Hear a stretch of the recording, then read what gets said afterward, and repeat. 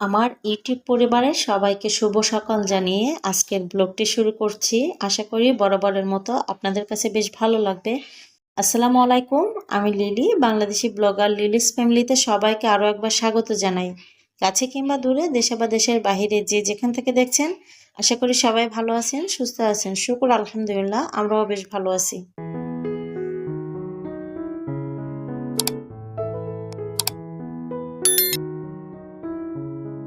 আজকের ব্লগটি একদম ঘুম থেকে ওঠা থেকে একদম শুরু করছি। আশা করি বরাবরের মতো আমার প্রিয় আপু ভাইয়াদের কাছে বেশ ভালো লাগবে। ভালো লাগলে প্লিজ ছোট্ট একটা লাইক দিয়ে ভিডিওটি কন্টিনিউ করবেন। আপনি আমার চ্যানেলে নতুন হয়ে থাকলে চ্যানেলটি সাবস্ক্রাইব করে নেবেন। পাশে থাকা অল অপশনটি চালু করে দিবেন, যে কোনো সময় নতুন ভিডিও আপলোড দিলে নোটিফিকেশন পৌঁছে যাবে আপনার কাছে। আপনি আপনার মূল্যবান সময় এবং সুযোগ করে আমার ভিডিওটি দেখে নিতে পারবেন। যারা অলরেডি এই কাজটি করে দিয়েছেন সবাইকে অসংখ্য ধন্যবাদ। নিজে ফ্রেশ হয়ে নিচ্ছি, আর এর আগে হচ্ছে গিয়ে বাচ্চাদের যে ব্রাশগুলো থাকে ওগুলোতে হচ্ছে একটু করে টুথপেস্ট দিয়ে রেডি করে রাখছি, বাচ্চারা ওঠার পরে যেন তাড়াহুড়া করতে না হয়, নিয়ে হচ্ছে শুধু ব্রাশ করাই দিলে হয়ে যাবে, যার কারণে আগে ভাগে এই কাজটা করে রাখি। অফ ক্যামেরাতে চার পানি বসাই দিছিলাম, আর সেখানেই হচ্ছে চা পাতা দিয়ে দিব। সকালের সময়টা কিন্তু আমাদের মায়েদের জন্য অনেক ব্যস্তময় একটা সময়। যাদের হাজবেন্ড অফিসে যাচ্ছে বা বাচ্চা বাহিরে যাবে, স্কুলে যাবে, অনেকে টিউশনিতে যায়, অনেকে অনেক কাজে বাইর হয়। তো এই সময়টা কিন্তু সবই চেয়ে গুরুত্বপূর্ণ একটা সময়, আর সবচেয়ে বেশি গুরুত্বপূর্ণ বা ব্যস্তময় একটা সময়।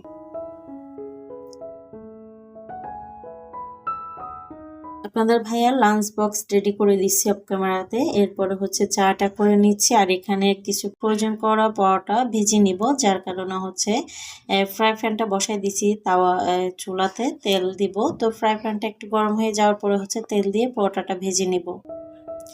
সবার জন্য চা একসাথে করে নিচ্ছি, কারণ হচ্ছে গিয়ে দেখা যাবে আলাদা আলাদা কাপে যদি করতে যাই তো অনেকটা সময় লাগবে, বা অনেকটা মানে একটা হিমশিম ব্যাপার লাগে, একটা হিজিবিজি বিষয় চলে আসে।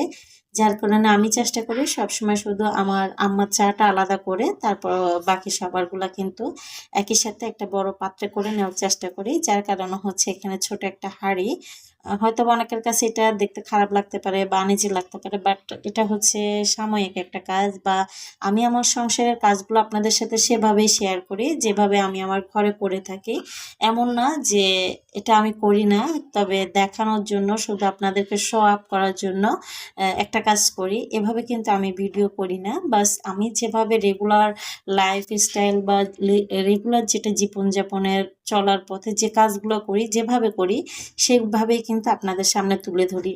এখানে কিন্তু আমার লাইফ স্টাইলের প্রতিটা মুহূর্ত শেয়ার করি, এখানে ফেক কোনো কিছু দেখাই না, বা আপনাদেরকে দেখাইয়ে মানে করার জন্য, ভিউজ বাড়ানোর জন্য, বা দেখাইয়ে এটা এরকম করি, এটা এরকম স্টাইলিশ, বা আমার জীবনযাপনে এত উন্নত, বা এরকম ওই ধরনের একটা বিষয় থাকে অনেকের মধ্যে, যেটা দেখাতে হবে, না দেখালে হবে না, এটা শো আপ করতে হবে, এটা শো আপ না করলে চলবে না। বাট ওভাবে কিন্তু আমি কোনো ভিডিও করি না, জাস্ট আমি যেভাবে কাজ করি বা আমার রেগুলার জীবনযাপনের মান যেটা বা যাত্রা যেটা বলতে পারেন, সেভাবেই কিন্তু আমি আপনাদের সামনে তুলে ধরি।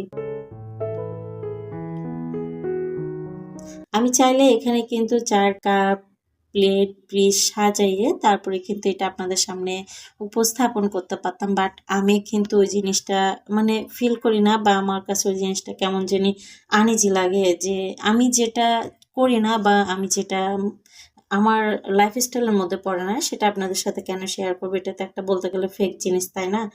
আমি সেজন্য হচ্ছে আমি যেভাবে করি সাদামাটা আমার লাইফস্টাইল, আমি সেভাবেই আপনাদের সামনে তুলে ধরি। এই যে সবকিছু রেডি করে নেওয়ার পরে কিন্তু চা নাস্তা করে নিছি, আমি আর আমার মেয়ে একসাথে বসে কিন্তু চা পরোটা খেয়ে নিছি।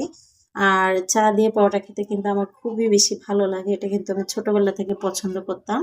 মানে চা আর পরোটা, আর বিশেষ করে যেটা আমরা বাটার বন বলি বা পাউরুটি বলি, এটা দিয়ে দুধ চা খেতে আমার বেশ ভালো লাগতো। এখানে হচ্ছে বাচ্চাদেরকে স্কুলে দিয়ে আসার সময় মানে আসার পথে ছিল কিছু মাছ বিক্রেতা। তো ওখান থেকে হচ্ছে কিছু মাছ নিয়ে আসছি। এটা কি মাছ বলে জানি না। আপনাদের যদি কারো জানা থাকে নিশ্চয়ই কমেন্টে জানাবেন। এই যে আমি এখানে হচ্ছে মাছগুলো ক্যামেরাতে সব কুটে নিছি, আর মাছগুলো কোটার পরে হচ্ছে কিছু মাছ নিয়ে নিছি।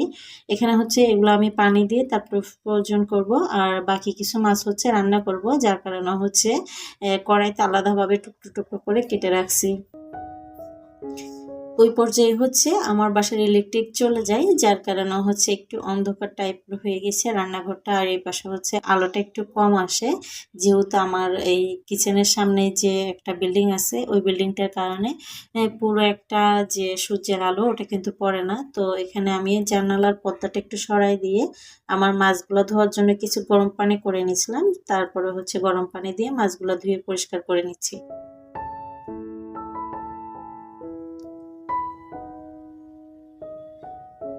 এখানে হচ্ছে ইলেকট্রিক চলে আসছে, আর আমি হচ্ছে আমার মাছগুলা ধুয়ে পরিষ্কার করে নিয়েছি। মাছের কিছু কলিজা, ডিম, তারপর হচ্ছে কি বলে যে ভিতরে থাকে ফুটানা বলে, আমি আঞ্চলিক ভাষাটা ইউজ করলাম, যেটা একটা সাদা আকারের বেলুনের মতো থাকে, মানে অনেকে বেলুনও বলে অনেকে ফুটানাও বলে।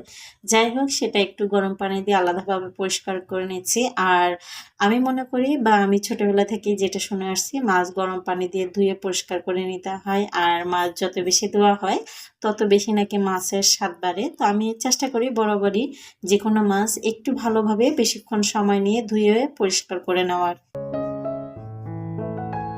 এখানে হচ্ছে আমি পেঁয়াজ রসুন পেস্ট দিয়ে দিছি, আর এটা শুধু পেঁয়াজ রসুন হলুদ মরিচ আর লবণ দিয়ে মাছটা কষাইয়ে ভালোভাবে রান্না করব। এখানে কিন্তু মাছটা আমি ফ্রাই করি নাই, ফ্রাই ছাড়াই হচ্ছে কষাইয়ে রান্না করব, এটা কিন্তু টেস্টটা বেশ ভালো আসবে। যে মাছ বা যে কোনো জিনিস একটা নিয়ম থাকে, বা নিয়মের বাইরে গিয়ে বা নিয়মের ঊর্ধ্বে গিয়ে যদি আপনি ওটাকে করার চেষ্টা করেন, এটা কিন্তু খেতে বা দেখতে ভালো লাগবে না। তো কিছু জিনিস আছে ফ্রাই করে রান্না করলে সেটার টেস্টটা ভালো আসে, আবার কিছু জিনিস আছে যে এমনিতে কষায় রান্না করলে সেটার টেস্টটা ভালো আসে। তো এটা বলছিল পোয়া মাছ সাগরের। তো পোয়া মাছ কিন্তু সাধারণত দেখবেন যে কষায় রান্না করলে এটার টেস্টটা বেশ ভালো আসে। তো সেজন্য হচ্ছে আমি ফ্রাই করি নাই, আমি জাস্ট কষাইয়ে তারপর হচ্ছে রান্নাটা কমপ্লিট করব। আমার ভিডিওর এই পর্যায়ে এসে আমার সকল ভিউয়ার্স, সকল আপু ভাইয়া, ছোট বড় সবার উদ্দেশ্যে বলে দিতে চাই, আমরা মানুষ মাত্রই ভুল, ভুল হয় না শুধু শয়তানের। তো আমিও মানুষ, রক্তে মাংসে গড়া, আমারও ভুল হতে পারে। যদি কোনো ভুল ত্রুটি হয়ে থাকে কথায় বা কাজে, সবাই ক্ষমা সুন্দর দৃষ্টিতে দেখবেন।